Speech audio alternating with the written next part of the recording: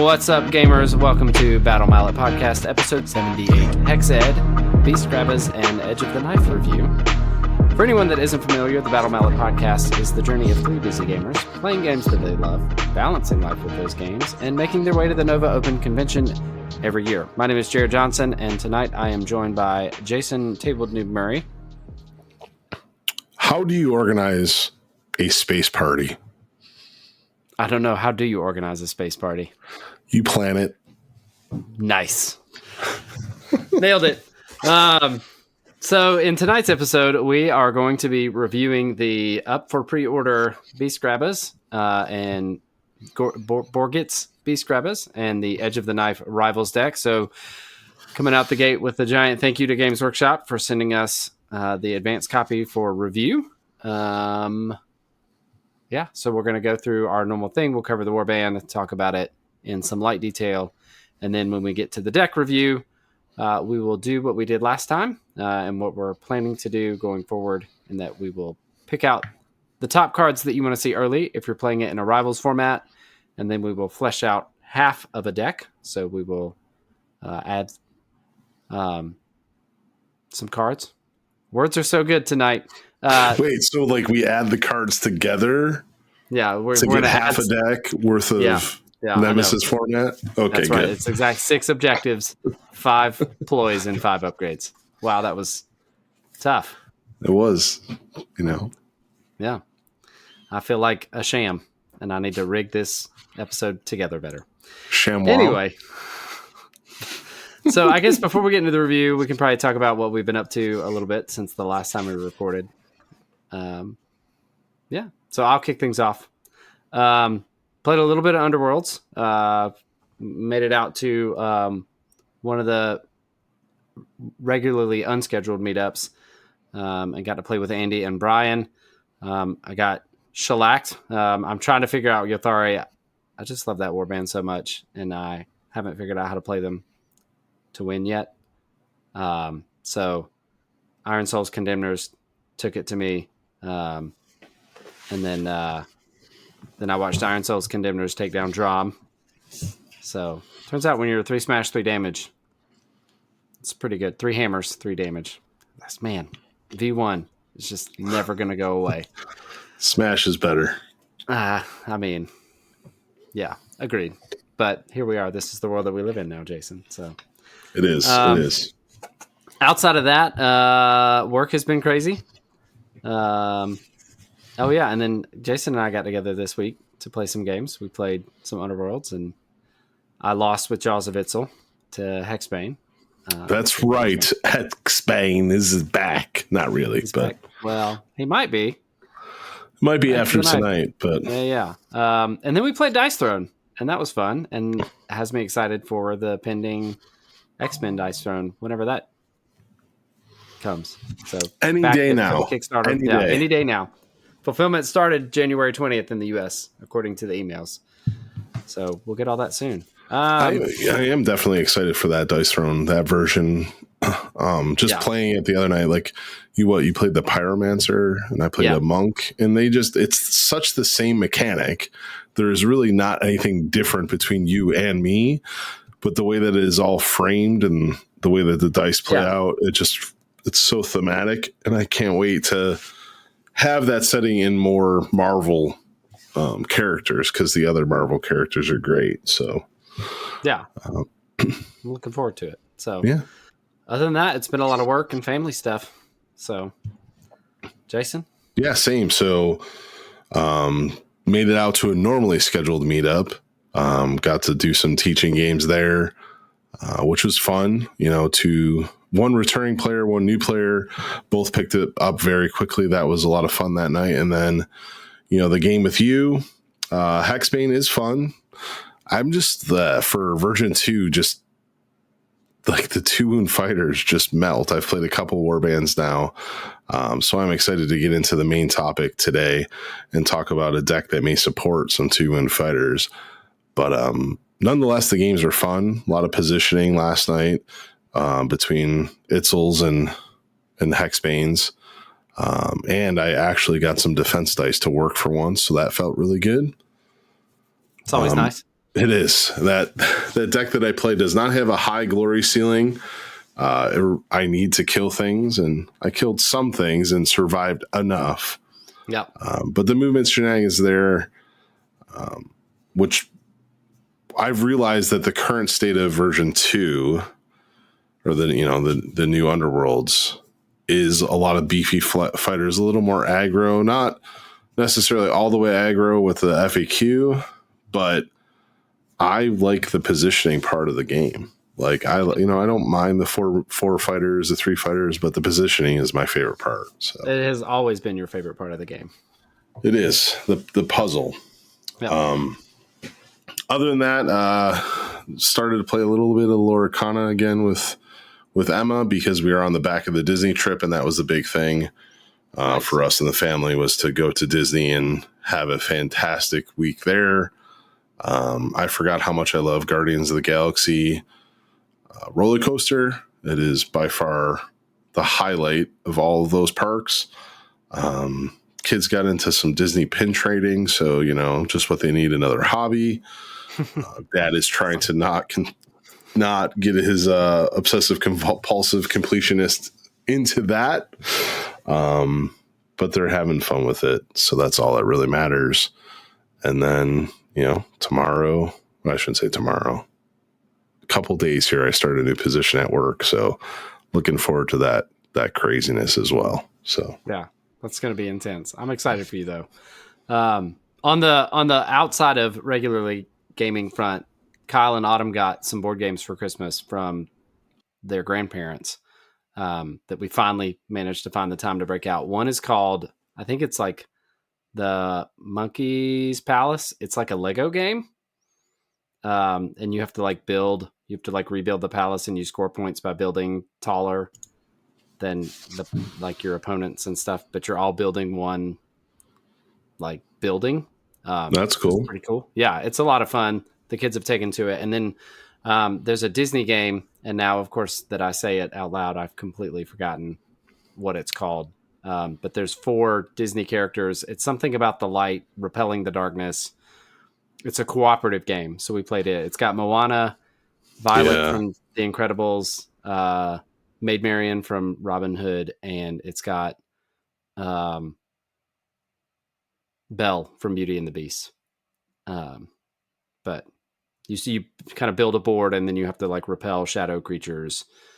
They all have attacks and moves and stuff. It was a lot of fun, and it actually there's some depth to it too that I think will keep it interesting. Anyway, we don't have to dwell on it, but just wanted to bring them up. Jason is scouring the internet. I'm interested because I saw that one. I know exactly. I seen the cover. You're on Space Marine Voice, by the way. Oh, am I? Sweet. Yeah. Well, brother, I was at GameStop the other day looking at video games, and I saw this game, and I want to procure it. I cannot remember what the name of it is, though. I can picture the cover, but anyway, yeah. Because I thought you were going to say Villainous, because that's the other Disney Ravensburger one. But it is Chronicles of Light, Darkness Falls. Yeah. There we go. Yeah, so you liked that? It was good for them. Yeah, it was fun. Yeah. It's nice because it's cooperative. So you're working together to defeat the darkness. You're not fighting against each other, and it's always fun to have a cooperative game in the household, so that when your 2 eldest children are playing, they're not at each other's throats the whole time. I want to win. Yeah. Anyway, so I think that's it for the intro. So we'll take a break, and when we come back, we will talk about Senor Borgit and his Beastgrabbaz.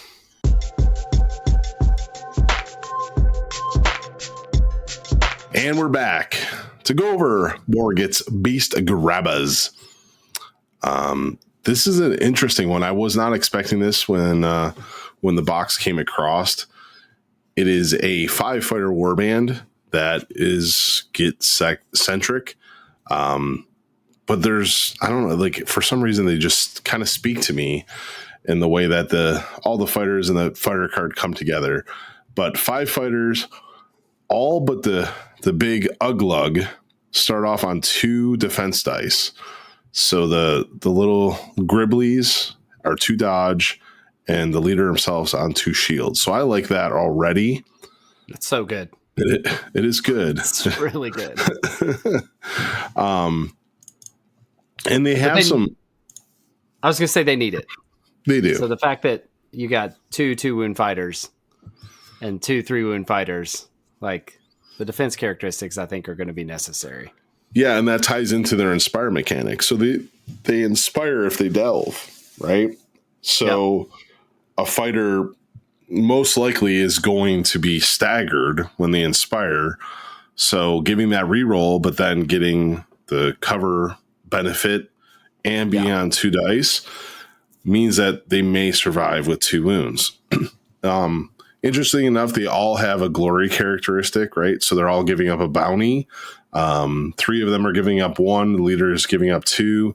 And then the Mollog wannabe and Uglug is giving up 2 as well. And he's a 5-wound fighter. Yeah. Which is really good. They also gain 1 hex when they all inspire. So they all start out at 3 move, go to 4 when they inspire. And the models are just so characterful. Like they have so much character in there. I love the 2 Rig and Sham that have like skin over the top of them. From the lore is great. They keep Uglug around because Rig and Sham pretend to be his pet squig. Oh. Like it's literally what they're doing. It's the only way they can keep Uglug around. But even Uglug's got like a wolf pelt on him or something, right? So yeah. Interesting like paint job on them though, like especially Uglug, like with his eyes kind of looking like they're below the nose because they're a different color.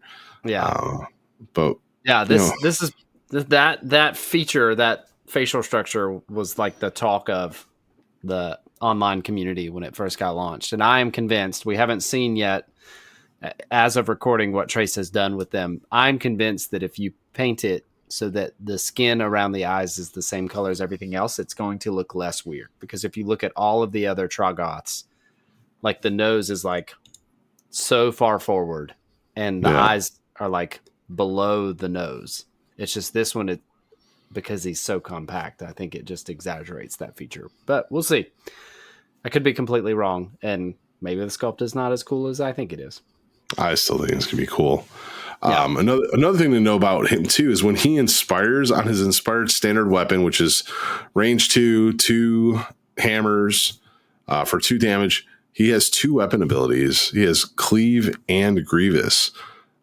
So that's pretty cool that you get to pick, and he has a little bit of utility once he is inspired. It's nice. Yeah. Anything else standing out from their fighter cards? Yeah. So, I mean, they're not crazy accurate raw stats uninspired. 2 of the fighters are on 2 swords, uninspired. They're not doing great damage. So a lot of 1 damage fighters, all the little ones are 1 damage, until they inspire. But we've got, a grapple on Snags, who's got like his grabbing hook, which is cool. So he can pull people around. And then Dreg, the archer, has stagger, which I think is pretty potent. It's a ranged attack. You can stagger somebody and then send in Uglug to do some work. Well, they all have weapon abilities, which is really cool, right? Like, even though the names of weapons are not there, like adding those weapon abilities make them very full of character. I like it. And then you mentioned that their stats may not be their dice statistics. Oh my goodness, words are great for us today. You're killing it. Their dice are not characteristics may not be as high when they're not inspired, but on their War Scroll card, they have the Trophy Hunters, where at the start of your first action step in the first battle round, you pick an enemy fighter with a health characteristic of 3 or more to be the trophy. Melee attacks that target the trophy have +1 attack dice. So there's a little bit built in there. You can kind of pick on a target and get a bump at the beginning of the game before you're inspired. Again, like we talked about, after a friendly fighter delves, inspire that fighter. So a real pretty easy inspire condition, with just the downside of that you're probably taking that stagger token. By probably, you are.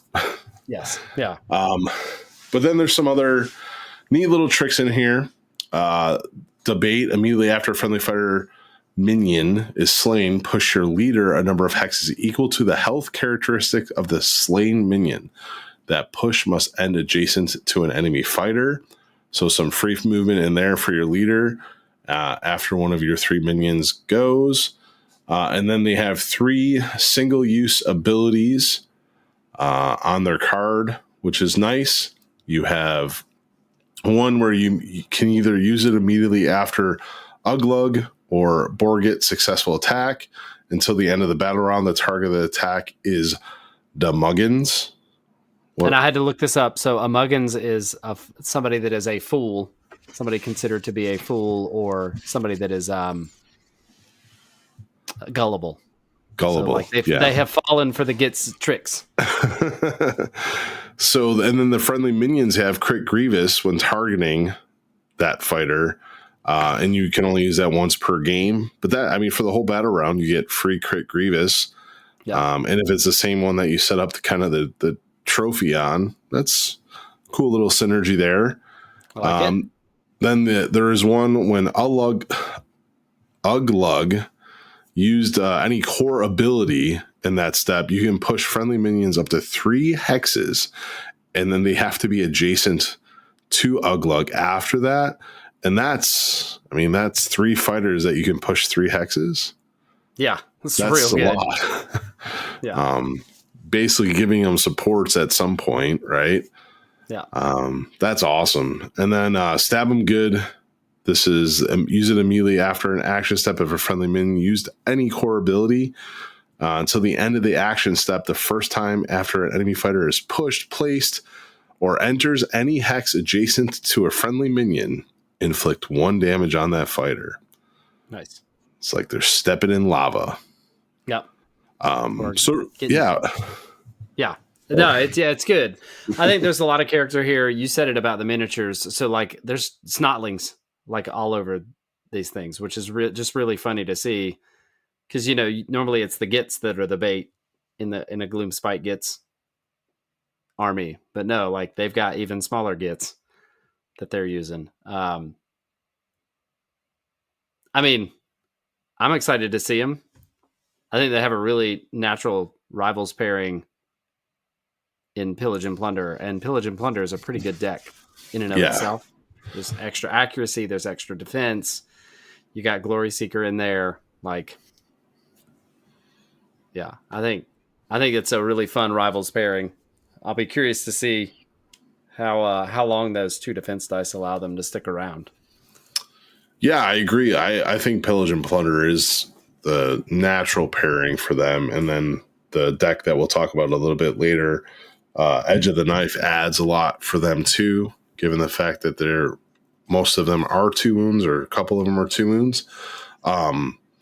But I like the flex style. So here we have the good defense characteristic. You get on some treasure tokens, flip them into feature tokens or cover hexes, get that bonus, try to stay around, really leverage the dice.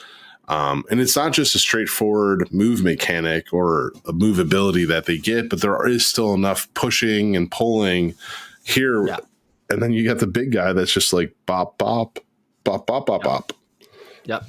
Yeah, and has a good chance to stick around because he's easy to inspire, right?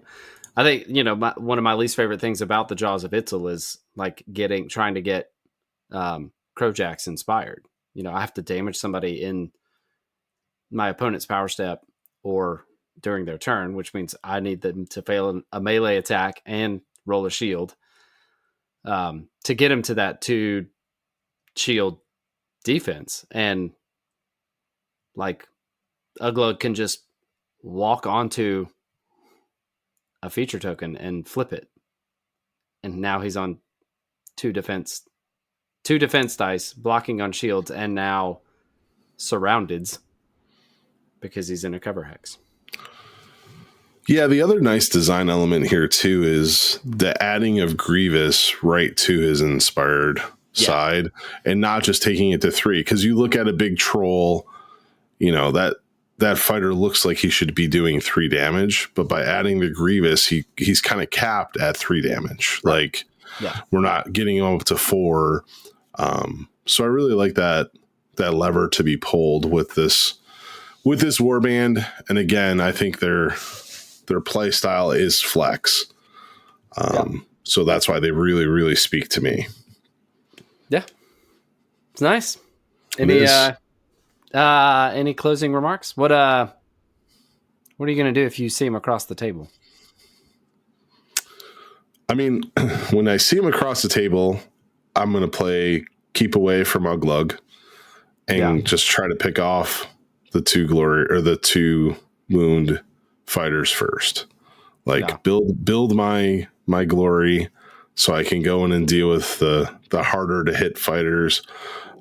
It would be a fantastic warband to have either ensnare or cleave against. Yeah. I think that those 2 weapon upgrades will really shine against this warband, especially once they're trying to inspire and getting those stagger tokens. Those weapon abilities will really, really shine through against them. And be careful of the mob, right? So if you do go into Uglug, they're probably going to pull all their fighters in and really get some good accuracy. So I would try to let him charge me and not me charge him and get stuck. Yeah. Yeah. Seems good. Cool. Well, I'm excited. I'm really excited to see what Trace has done with them when they get them painted. Once we post all those. And then excited for you to pilot them. I think it's been good. Borat's Bonanza's coming at you. Nailed it. All right.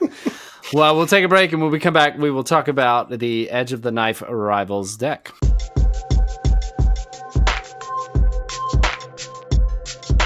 And we are back, and we are ready to do our Rivals review of the Edge of the Knife Rivals deck. So, as always, just want to intro how this is going to go down. The first half of the review is going to be a Rivals format review. We're going to talk about the 3 cards, the 3 objectives, the 3 ploys, and the 3 upgrades that we think that you want to see early in your game. So these are the ones that you are fishing for.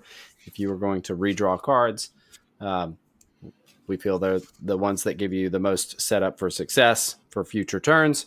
And then once we get through that, we're going to expand the card pool to be half of a Nemesis deck. So there will be 6 total objectives, 5 total ploys, and 5 total upgrades to give you half of a Nemesis deck. And then you can go and pick another Nemesis pairing and put them together and hopefully have a legal Nemesis deck.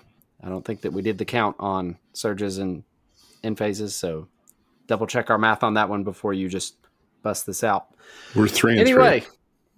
Are we? Did we? Yeah. Not even on purpose? Nice. Not even on purpose. Nice. We're so good. All right. So you were reading the flavor text, and it sounded really juicy.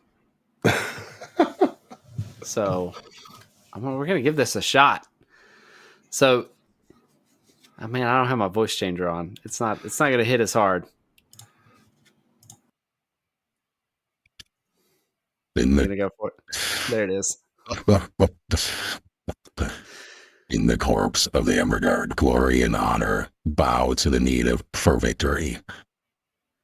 Tapestries and sagas may depict battle as a thing won by heroes shining with divine light, but in an environment as forsaken as this, it is often the most seemingly insignificant who tip the balance.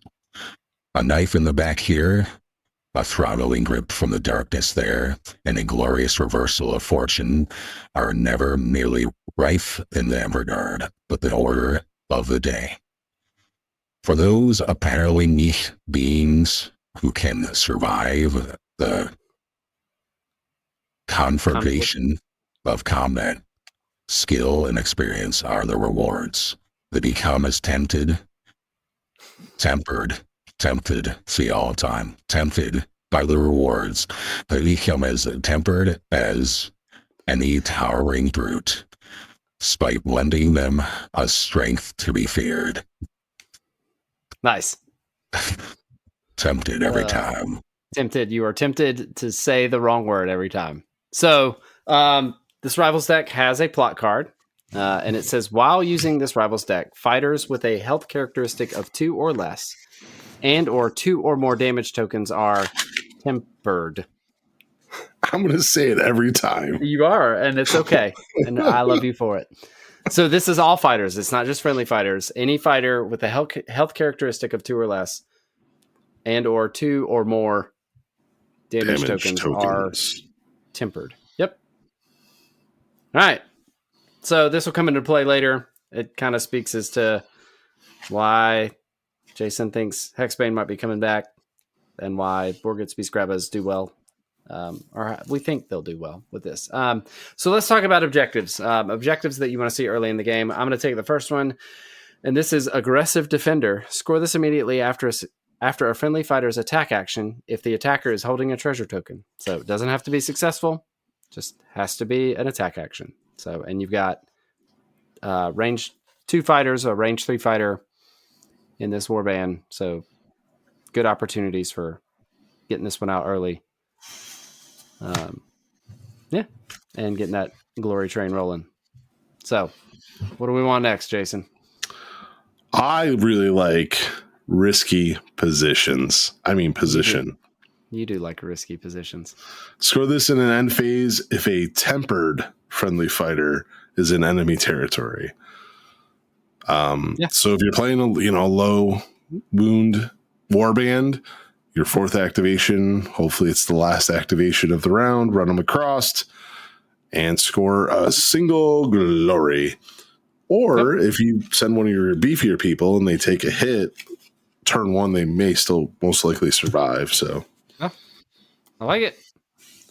And then the last one that we liked early was Sneak into Position. Score this immediately after an opponent's action step if 2 or more tempered friendly fighters are adjacent to the same enemy fighter. So a little trickier because it has to be after an opponent's action step. But I think with supports and some of the other upgrades and opportunities that you have in the game and your warband pairing, I think this is one that can be fairly reliable. Yeah, and a lot of the larger warbands that we think will pair nicely with this deck have move shenanigans or some sort of some efficiency there. So getting people close, hopefully that helps. And there may be a ploy that could help us too. So there could be. All right. So speaking of ploys. No, the next 3, bud. So after Rivals. After Rivals. I figured we would. Okay. All right. My bad. We've done it this way every time. You're right. Let's do it. I'm sorry. I'll stay calm before the storm. Okay. Which is the next objective that we think that you want to add if you're going to flesh this out into a nemesis pairing.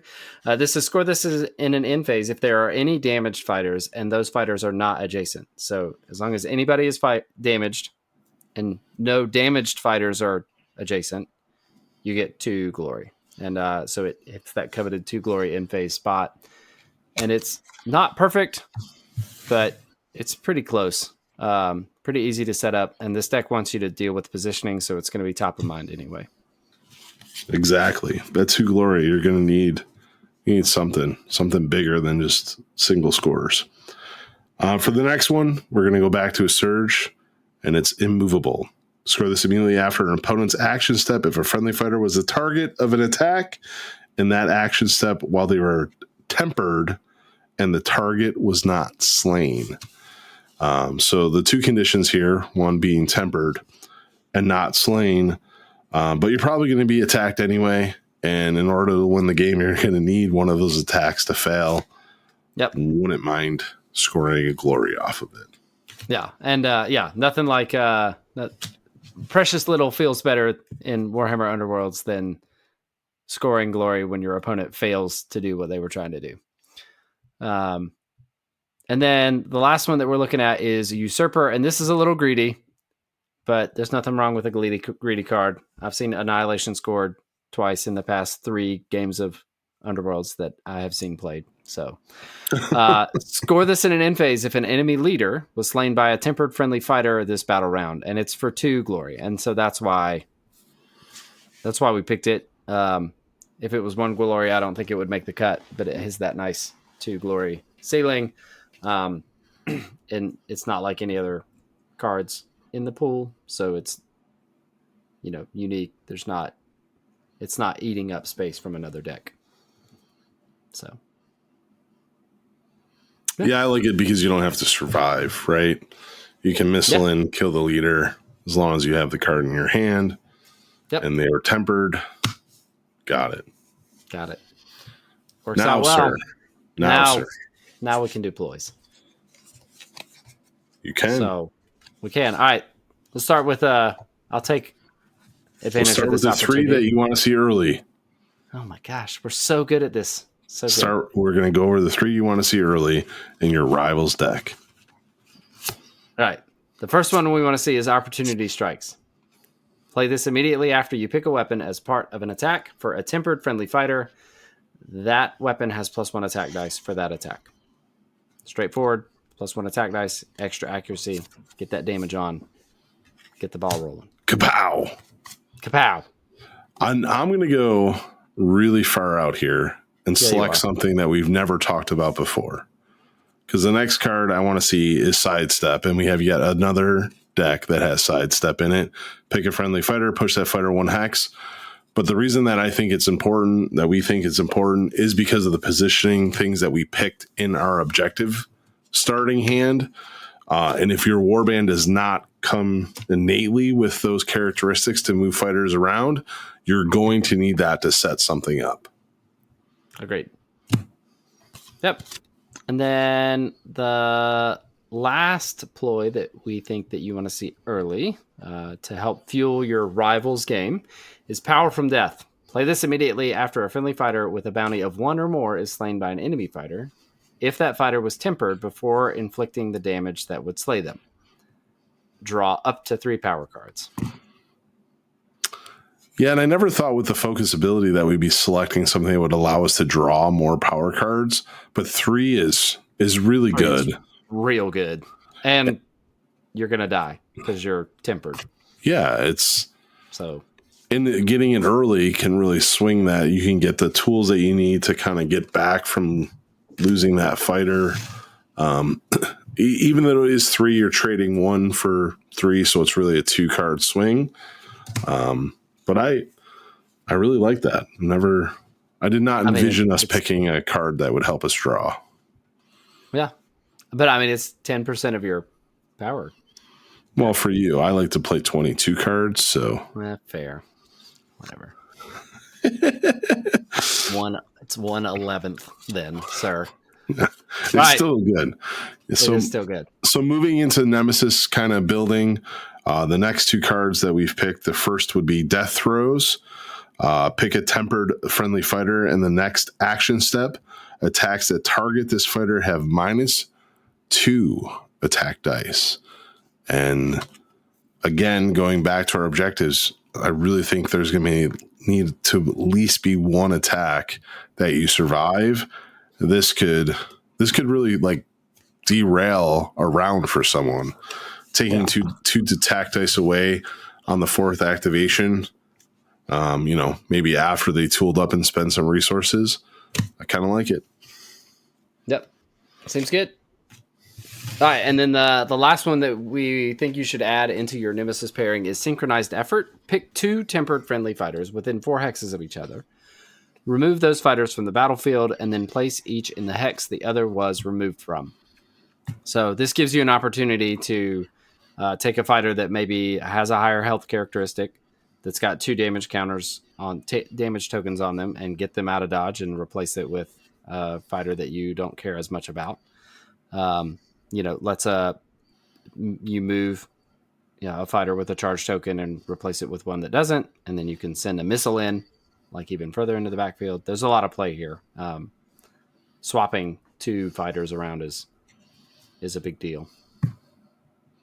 Yeah, especially tempered fighters. You might have some weapon upgrades out there, just allowing you to leverage a fighter again and again, moving them around. Yep. All right. Cool. So speaking of upgrades, let's talk about upgrades. God, that was such a good segue. Man.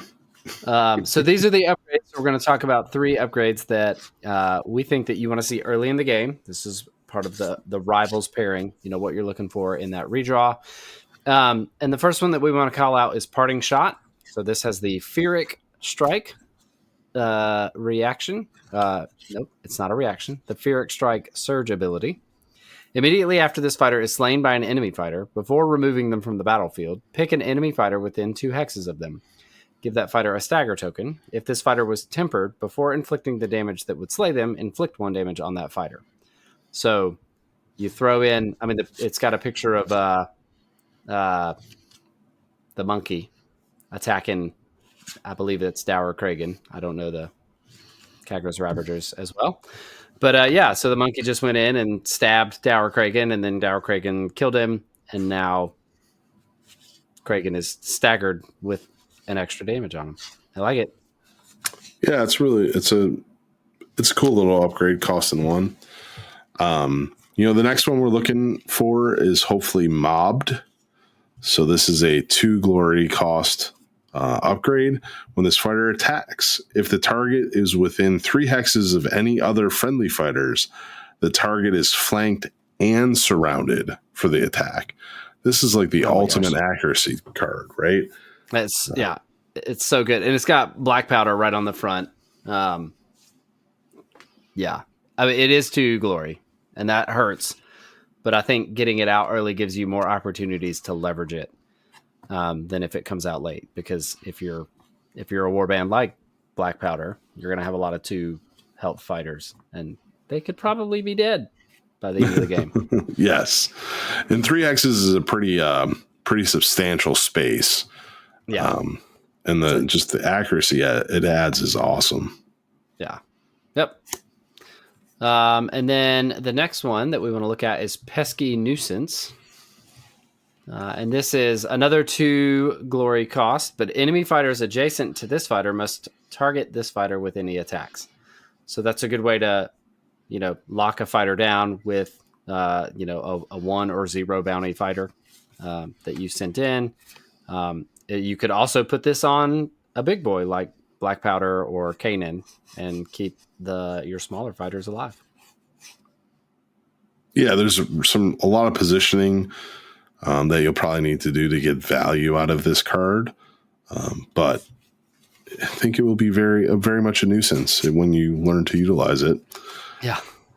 So that's it for the Rivals cards. As you start to build out into Nemesis, the first upgrade that I would look for is Lashed Out. And I just think this mechanic is cool, and it can help you fuel your missiles as you send them in. So it is a Surge Thrash. Immediately after this fighter is slain, before removing them from the battlefield, roll a number of save dice equal to the battle round. For each shield, give an enemy fighter within 2 hexes of this fighter a move token. It can, now it's an upgrade, so it is already there, so the opponent knows what they're getting into, so there is some playing around it on their behalf, but that can be to your favor, right? Like, you can send somebody in, kind of have them stay there and dictate something different that they have to do than they wanted to do. And if they don't and they attack, you can really disrupt the rest of the turn from charging because they already have move tokens. So I just like that ebb and flow for that upgrade. I also like that it's not restricted to tempered fighters. Yeah, that's true. Yes. So, you're getting around that at least. And then the last one that we like is Impervious. And I believe it says, while this fighter is tempered, save rolls for this fighter cannot be affected by Cleave and Ensnare. So, taking away extra accuracy, possibly negating glory spent by your opponent for either a 2 health fighter or a fighter that's got 2 damage characteristics. That a fighter that is in trouble, to say the least. Yeah. And that rounds out our card choices. So we'll finish out with the remainder of our standard deck review. We'll talk about playstyle. It's on the box. We think it's accurate. It's a flex deck. In that there's not a single path to victory. There's some killing involved. There's some positioning involved. So not a whole lot of feature token feature. I think just aggressive defender. Everything else is just about being in a place or next to fighters or not next to fighters. But Jason's going to look that up to correct me if I'm wrong. Yeah, no, because there's like behind enemy lines. There's that's other just ones. in enemy territory. Yeah, there's a lot in token. territories, but it's not necessarily a token. Yep. Yeah. So some positioning to score, and then some killing or damaging to score. Yeah, but it is still like the flex is nice because it's mostly enemy territory. Yeah. And that's why I think it pairs really nicely with pillage. Yeah. Which we'll get to. So boards. Yeah. So we said the sundial leaning towards 9s because you're probably going to be a large fighter warband. And that gives you the opportunity to hide more of your fighters. But 5s is fine even on sundial because then you're probably spread out. And sundial is the one with non-block Texas, right? So yes, thank you. And I really like either layout, but I think 9s just puts you more in that mid board. And if you are playing a wider warband or a warband with more fighters, gives you more positioning options. Plus it puts your what I call supporting sturdy hexes, the hexes that's, it's 2 fighters next to each other, puts them more towards the back of the board. Which, means less risk to those fighters being together. But you could get away with 5s here as well. Nice.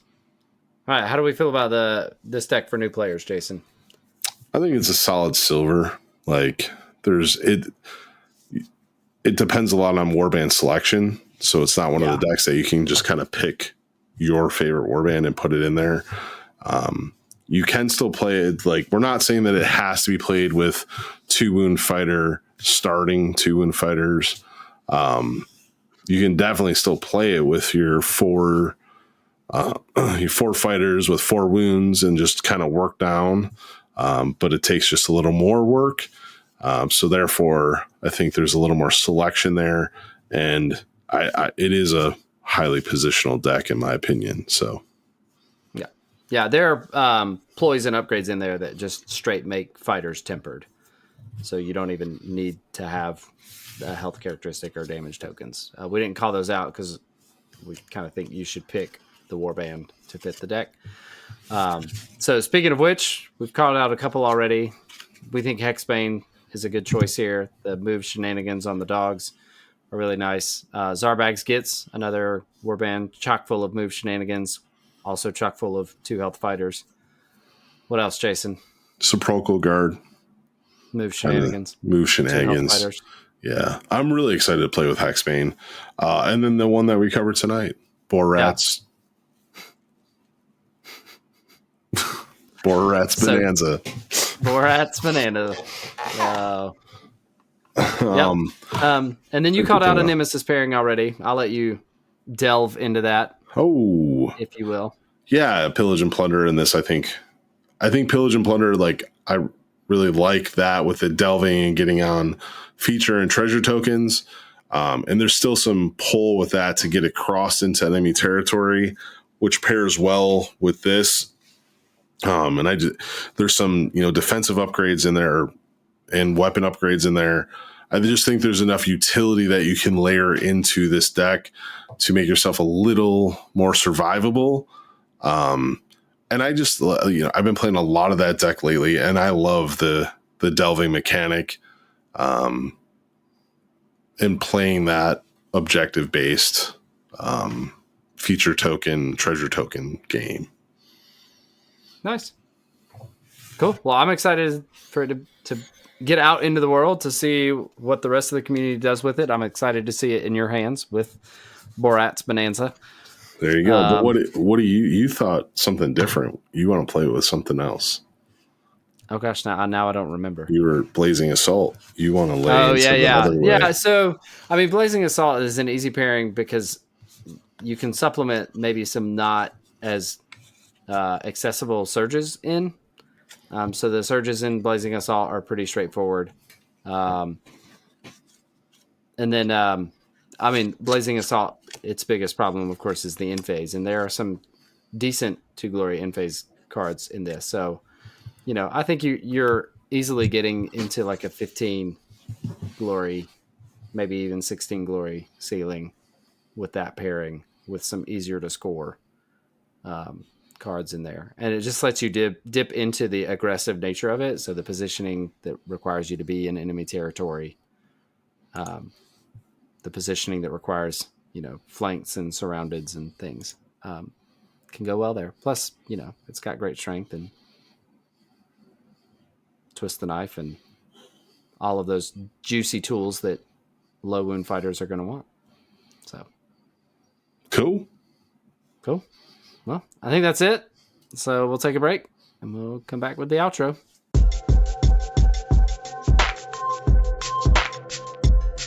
And we're back, and that wraps up the 78th episode of the Battle Mallet podcast. As always, we want to say thanks for taking the time to listen.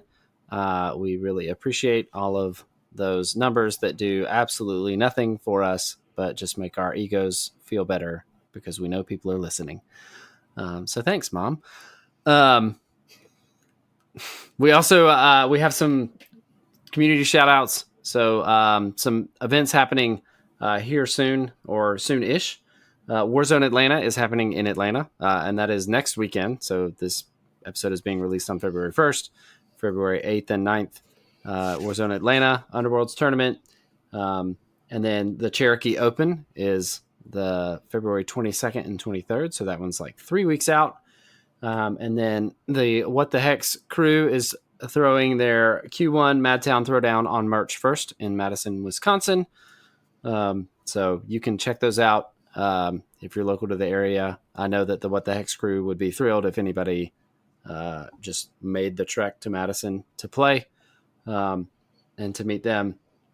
And then here locally, we are kicking off our league this coming Monday. So if you are local to the Raleigh-Durham area, and there has been some confusion, so that includes like Cary, Morrisville, Holly Springs, Fuquay, Wake Forest, anything basically in or around Wake County, I would consider local. Come out to Game Theory Durley Monday night. We'll be kicking off a league. There will be bragging rights and prizes in abundance. A wooden spoon, I'm sure. Anything else to add, Jason? No, and it's not like we don't have to play on the meetup night, but the way it works is you get more points for playing on the meetup night. But it is open to new players, returning players, anyone that wishes to come out. The way the points are structured, you actually help the normal playing players by coming out and getting more points for them as they teach you and bring you back into Underworld. So everyone come out, join us. Even if you miss a week or two, there is also a catch-up mechanics that keeps it all relevant. And we do have some really cool prizes here to give away throughout the league. Nice. Yeah, so I'm excited. I think I will probably be able to participate more regularly than I did in the last one. So I'm excited about that. Really just to get games in and try to do something to help our growing community continue to grow. So with that, again, thank you to Games Workshop for sending us the advanced copy of Borgit's Beastgrabbaz and the Edge of the Knife Rivals deck for us to review for our audience. I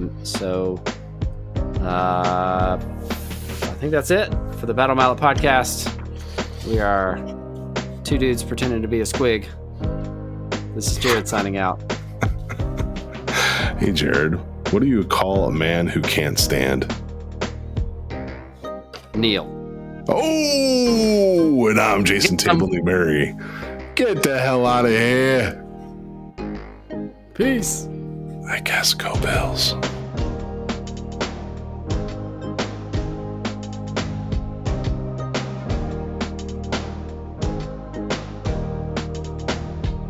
The Battle Mallet podcast is protected under the Creative Commons license. If you have further questions as to its use, you can find more information via links on podcast.battle-mallet.com. Music by Anno Domini Beats. A knife is the back here. Oh, messed up.